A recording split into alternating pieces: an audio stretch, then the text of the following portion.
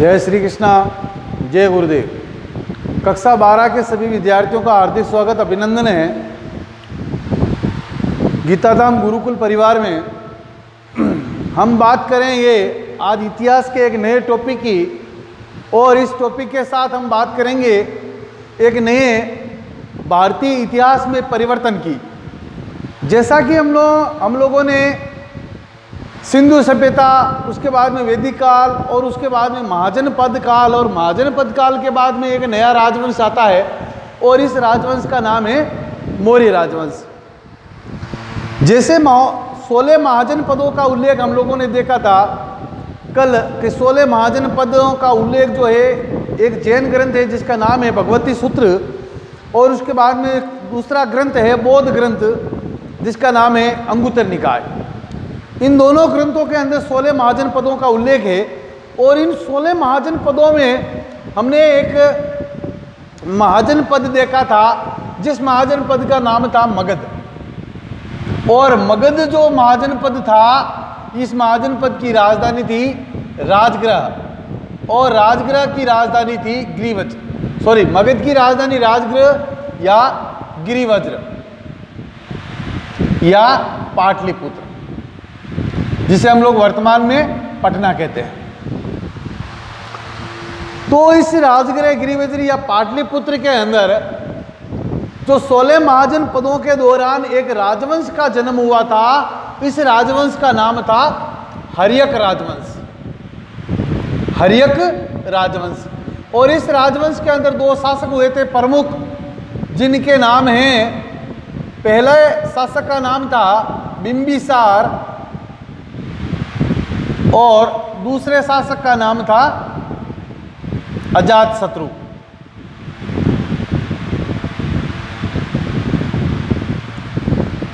इनके बाद में एक नया राजवंश आता है। हर्यक राजवंश के बाद में एक नया राजवंश आता है, और इस राजवंश का नाम है शिशुनाग वंश। शिशुनाग वंश। शिशुनाग वंश में भी 2 प्रमुख शासक हुए थे। पहला था शिशुनाग और दूसरा था कालाशोक। शिशुनाग वंश के बाद में एक नया राजवंश आया है, और इस राजवंश का नाम है नंदवंश। इस नंदवंश के जो संस्थापक थे, जिनका नाम था महापद्म नंद। महापद्म नंद। और इस महापद्म नंद के 12 पुत्र हुए थे, और इनमें से एक था जिसका नाम था धनानंद, या इसको कह सकते हैं गणानंद। धनानंद या गणानंद। गणानंद जब मगध का सम्राट बना था, तब भारत के एक बहुत बड़े, विश्व के एक बहुत बड़े विजेता का उल्लेख हमें देखने को मिलता है, और उस व्यक्ति का नाम है सिकंदर। सिकंदर जो मकदूनिया के शासक थे। मकदूनिया सीरिया के अंदर है, और ये सीरिया मकदूनिया के शासक थे सिकंदर महान। और इस सिकंदर के जो पिता थे, जिनका नाम था फिलिप द्वितीय, सेकंड फिलिप द्वितीय। अब सिकंदर जब इस समय विश्व विजय अभियान पर निकला था, तो उसने ईरान, इराक, अफगानिस्तान, इन तीनों क्षेत्रों को जीतते हुए भारत के उत्तर पश्चिम क्षेत्र में प्रवेश करता है। और यहाँ पर एक जो इस समय जनपद जो था, जिसका नाम था तक्षशिला जनपद, और ये तक्षशिला के अंदर आते हैं, और तक्षशिला के सम्राट को पराजित करके ये भारत में आगे बढ़ते हैं। तो जब ये भारत में आगे बढ़ते हैं, तो भारत में आगे एक प्रांत का नाम आता है, और इस प्रांत का नाम था पंजाब। पंजाब प्रांत। और इस पंजाब के शासक हुआ करते थे, जिनका नाम था राजा पोरस। पोरस। पंजाब के राजा पोरस ने इतिहास के अंदर एक युद्ध लड़ा था, और इस युद्ध का नाम था झेलम का युद्ध। राजा पोरस और सिकंदर महान के बीच में जो है 326 ईसा पूर्व के अंदर एक युद्ध हुआ था। इस युद्ध का नाम है जेलम का युद्ध, या इसको यूनानी भाषा में हम लोग कहें तो इसका नाम था हाइडेस पिच का युद्ध। हाइडेस पिच का युद्ध, हाइडेस पिच का युद्ध। यह युद्ध जो था पंजाब के राजा पोरस और सिकंदर महान के बीच में हुआ था, और इस युद्ध में सिकंदर की जीत होती है और पंजाब के राजा पोरस जो है वो पराजित हो जाते हैं। अब पंजाब के राजा पोरस को सिकंदर के सैनिकों द्वारा बंदी बना लिया जाता है और फिर सिकंदर के सामने राजा पोरस को प्रस्तुत किया जाता है, उसको उपस्थित किया जाता है। तब सिकंदर महान पोरस से पूछते हैं कि बोलो हे सम्राट, तुम्हारे साथ में कैसा व्यवहार किया जाए। तो राजा पोरस निडरता पूर्वक जो है सिकंदर महान से कहते हैं कि हे महाराज, एक राजा दूसरे राजा के साथ जैसा व्यवहार करता है। सिकंदर कहता है कि हे महाराज, सिकंदर को राजा पोरस कहते हैं कि हे महाराज, एक राजा दूसरे राजा के साथ जैसा व्यवहार करते हैं, आप भी मेरे साथ वैसा ही व्यवहार करें।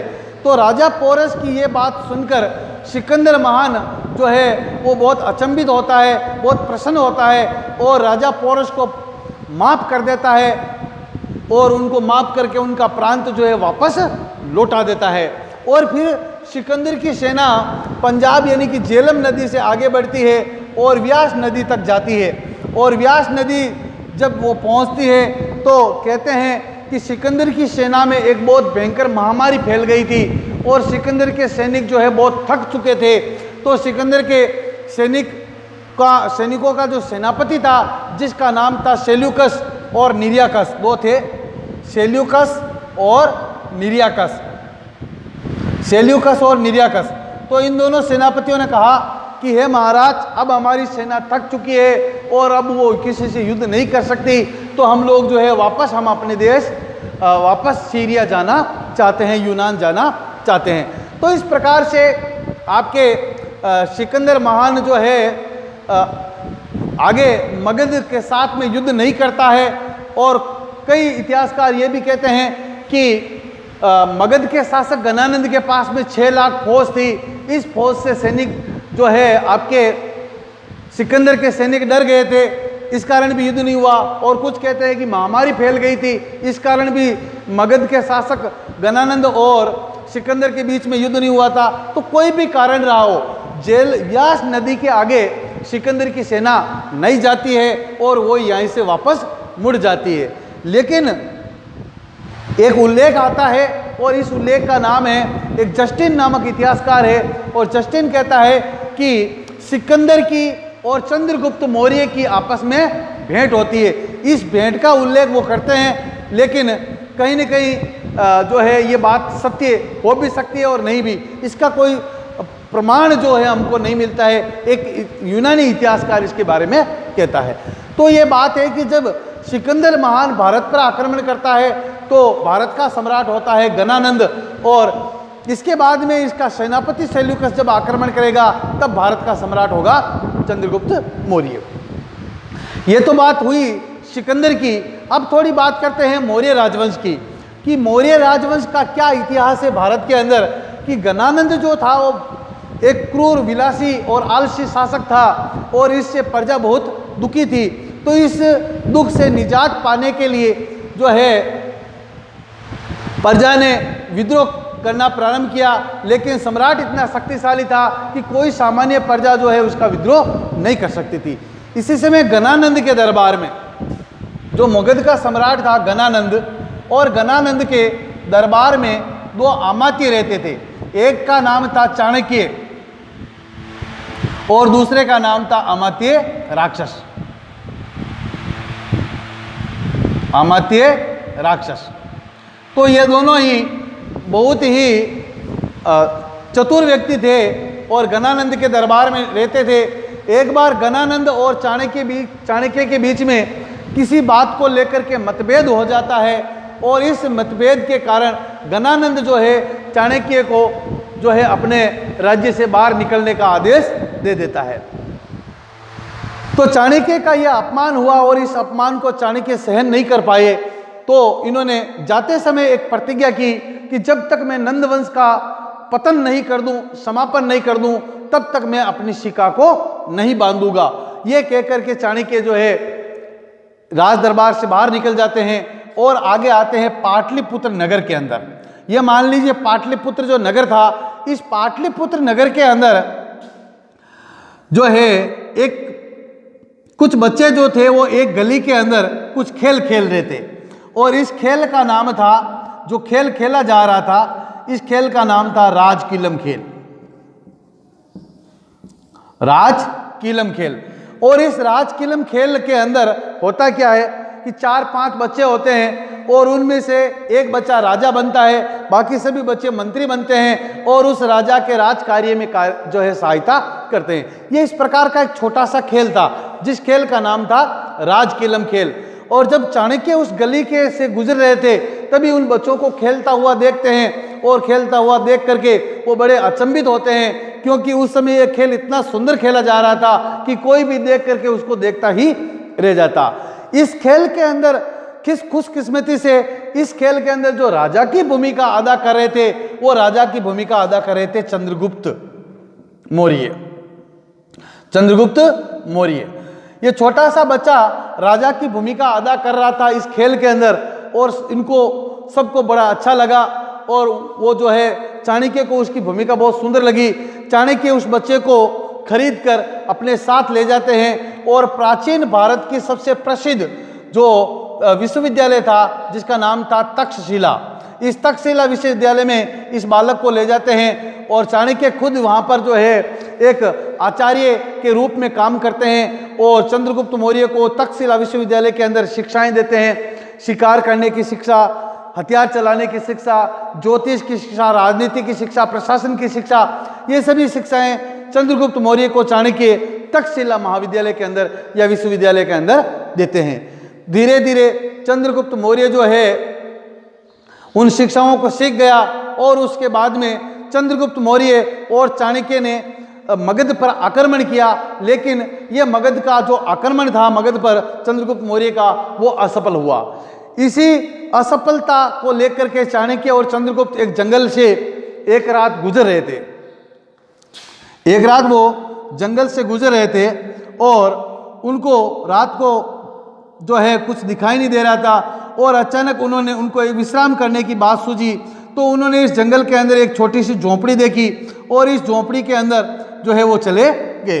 इस झोंपड़ी के अंदर एक बूढ़ी महिला रहती थी और उसको जाकर के कहते हैं कि हे माता जी, हमें रात पर जो है विश्राम करना है, सो हम आपकी इस कुटिया के अंदर रात पर विश्राम करना चाहते हैं। तो उस वृद्धा ने पूछा कि भाई आप लोग कौन हो?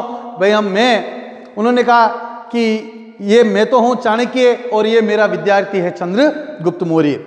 तो वो वृद्धा बहुत खुश होती है, प्रसन्न होती है, और उस खुशी के अंदर उन दोनों के लिए जो है भोजन बनाती है, और उस भोजन के अंदर वो बनाती है हलवा, या इसको हम लोग कह सकते हैं हीरा बनाती है।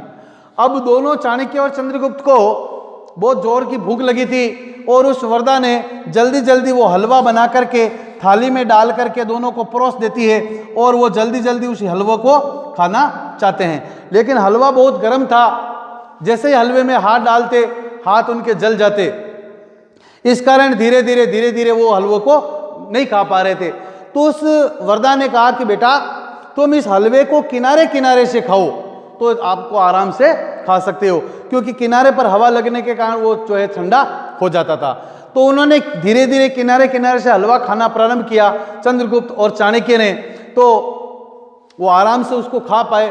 तभी चाणक्य महोदय के दिमाग में एक बहुत बड़ी भूमिका बनती है कि अगर मैं मगध को समाप्त करना चाहता हूं, जैसे मैंने हलवे को समाप्त किया वैसे ही मैं मगध को समाप्त कर सकता हूं, क्योंकि मगध के जितने भी अड़ोसी पड़ोसी राज्य हैं, मित्र राष्ट्र हैं, मित्र राज्य हैं, उन सबको मैं पराजित कर दूं और मगध अकेला हो जाएगा, तो आसानी से मैं मगध को जो है पराजित कर दूंगा। इस प्रकार से चंद्रगुप्त और चाणक्य के मन में ये योजना बनती है, और इसी योजना के तहत वो मगध पर आक्रमण करते हैं। और ईसा पूर्व 322 के अंदर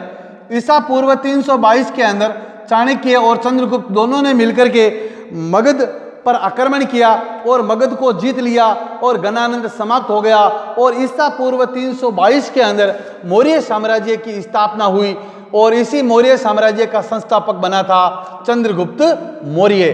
तो मौर्य वंश का पहला शासक था चंद्रगुप्त मौर्य, जो चाणक्य अपने गुरु चाणक्य की सहायता से उन्होंने संपूर्ण मगध को जीता और मगध को जीत करके 322 ईसा पूर्व के अंदर मगध का जो है सम्राट बना था।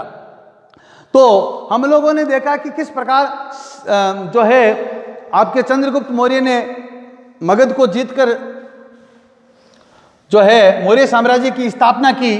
और अब हम देखते हैं कि ये मौर्य कौन थे। सबसे पहले तो हम लोगों को मौर्य साम्राज्य या मौर्य वंश को जानने के कौन कौन से स्रोत, मौर्य काल को जानने के स्रोत। तो स्रोत दो प्रकार के होते हैं। एक तो होता है पुरातात्विक स्रोत, पुरातात्विक स्रोत, और दूसरा है साहित्यिक स्रोत, साहित्यिक स्रोत। तो पुरातात्विक स्रोत के अंदर सबसे पहले सिक्के, दूसरे अभिलेख, तीसरे शिलालेख और चौथे मृदभांड।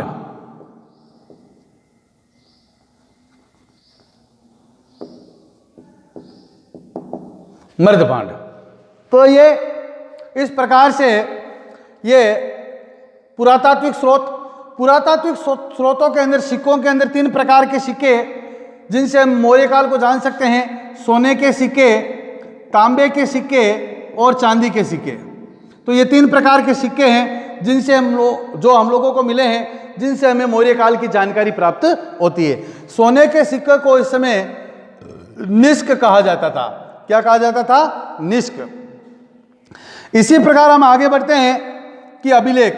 तो अशोक के अभिलेख जो 8 स्थानों से मिले हैं और ये जो 14 अभिलेख हैं, इन 14 अभिलेखों से हमें मौर्य काल की जानकारी प्राप्त होती है।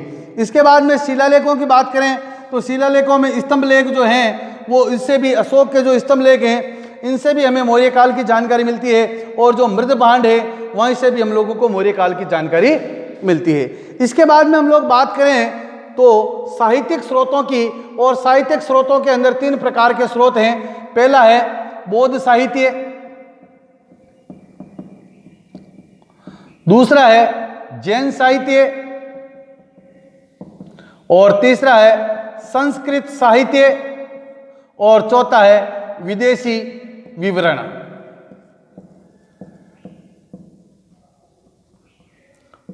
विदेशी विवरण।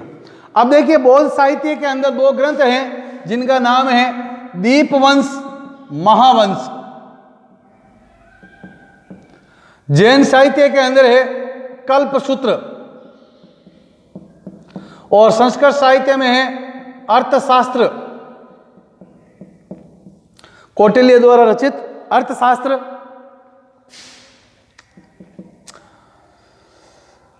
मर्चकटिकम,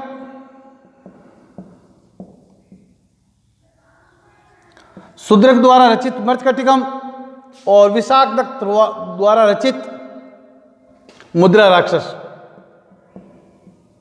मुद्रा राक्षस। तो अर्थशास्त्र, मर्चकटिकम, मुद्रा राक्षस ये संस्कृत साहित्य हैं। और विदेशी विवरण की बात की जाए तो विदेशी विवरण के अंदर जस्टिन का विवरण, स्ट्रेबो का विवरण, प्लूटार्क का विवरण और मेगस्थनीज की इंडिका, मेगस्थनीज की इंडिका और एपियानस का विवरण, एपियानस का विवरण। तो इस प्रकार से ये स्रोत हैं जिनसे हम लोग मौर्य काल की जानकारी प्राप्त कर सकते हैं। तो आज हम लोगों ने मौर्य काल की स्थापना, मौर्य काल को जानने के स्रोत और मौर्य काल से संबंधित जानकारी और इससे संबंधित वंश, राजवंशों के बारे में पढ़ा है। कल हम लोग मौर्य काल के प्रथम शासक चंद्रगुप्त मौर्य के कार्य, राजनीतिक सांस्कृतिक कार्यों के बारे में पढ़ेंगे और इसके बाद हम आगे धीरे धीरे एक एक शासक को पढ़ेंगे। तब तक के लिए धन्यवाद। जय श्री कृष्णा, जय गुरुदेव।